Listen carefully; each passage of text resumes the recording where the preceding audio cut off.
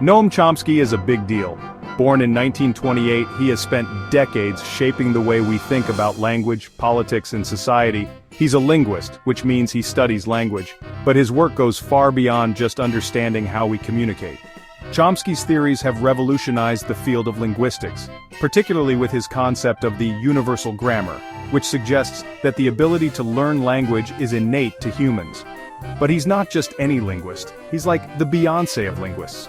His influence extends into cognitive science, philosophy, and even computer science. His work has laid the groundwork for modern theories of how the mind processes language. Chomsky's also a political activist and a philosopher.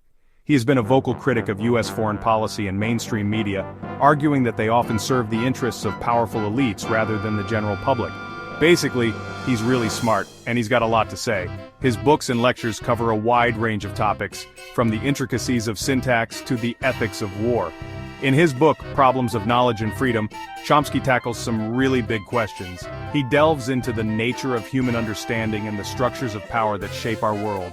He wants us to think about what we know, how we know it, and who benefits from that knowledge. This book is a call to question the status quo and to seek deeper truths. It's heady stuff, but Chomsky breaks it down in a way that even I can understand. His writing is accessible yet profound, making complex ideas digestible for the average reader.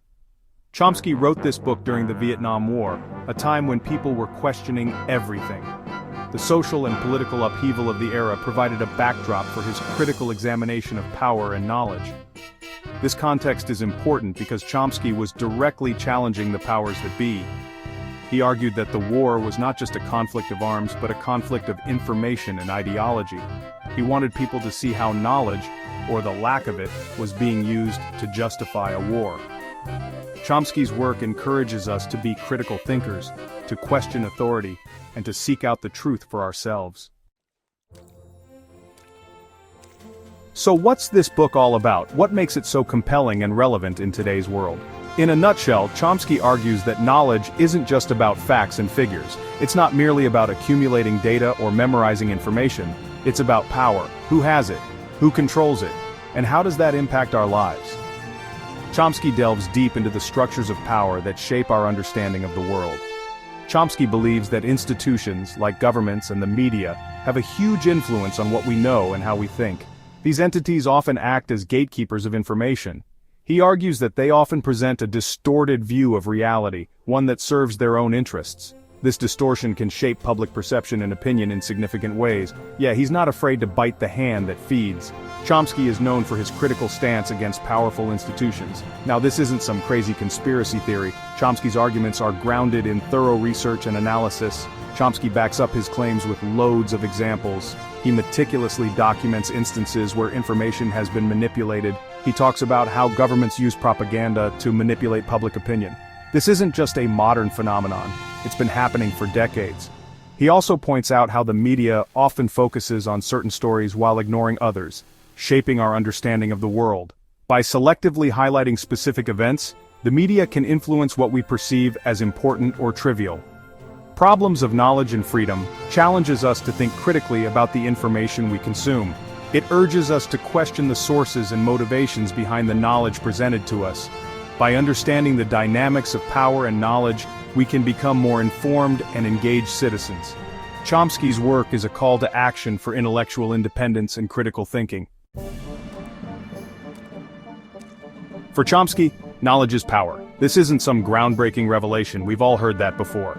But Chomsky takes it a step further. He argues that those in power actively shape and control knowledge to maintain their position. Think about it. If you control the information, you control the narrative. You control what people believe. And if you control what people believe, you control their actions.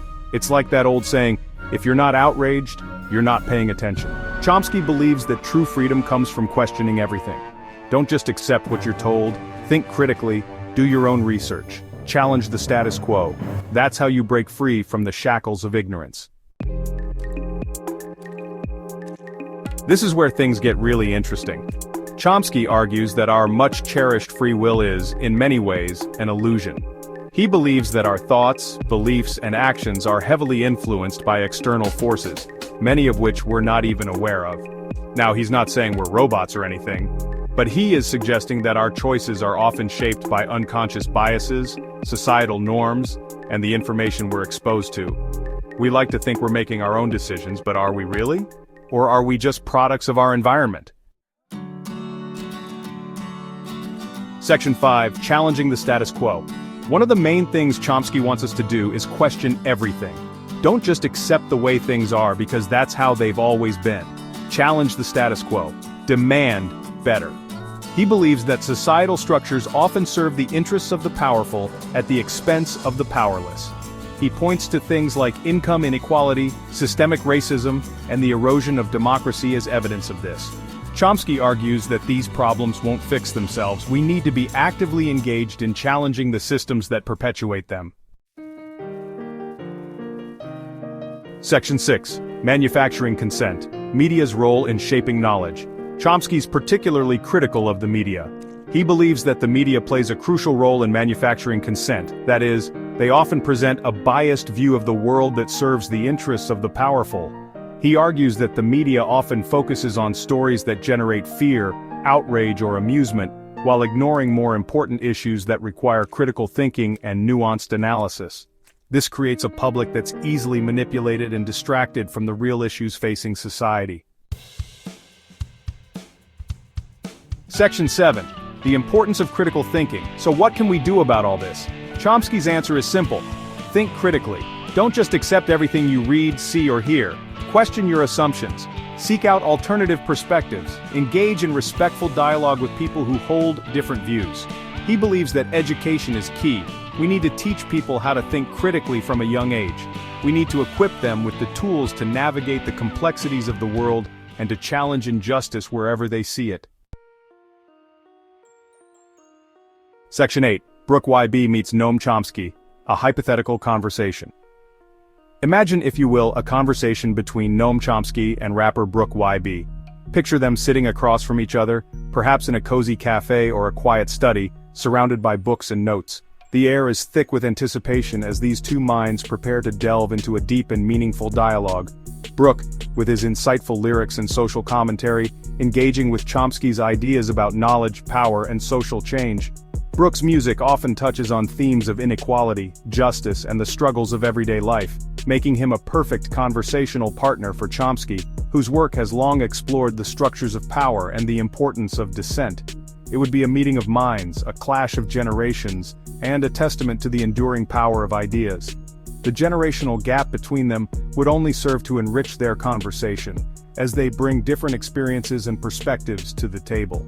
Chomsky, the seasoned intellectual, could offer Brooke a historical framework for understanding the struggles he raps about. He could provide context and depth to the issues Brooke addresses in his music, drawing on decades of research and activism. Brooke, with his finger on the pulse of the streets, could provide Chomsky with a fresh perspective on how these issues manifest in the lives of everyday people. His first-hand experiences and observations would bring a new dimension to Chomsky's theoretical insights. This hypothetical conversation highlights the fact that Chomsky's ideas are not confined to the ivory towers of academia. They have real-world applications and resonate with people from all walks of life. The exchange between Chomsky and Brooke would demonstrate the universality of these ideas. They're relevant to everyone, regardless of background or profession. This imagined dialogue serves as a reminder that the pursuit of knowledge and understanding is a shared human endeavor, bridging gaps and fostering connections across diverse communities. Section 9. Chomsky's Enduring Relevance. Problems of Knowledge and Freedom was written decades ago, but its message is timeless. In today's world of fake news, social media echo chambers, and political polarization, Chomsky's warnings about the manipulation of knowledge and the importance of critical thinking are more relevant than ever. His work is a call to action. It's a reminder that we all have a role to play in shaping a more just and equitable society. We can start by questioning everything, thinking critically, and demanding better from those in power. As Chomsky himself once said, the more you know, the less you fear. So let's get to knowing.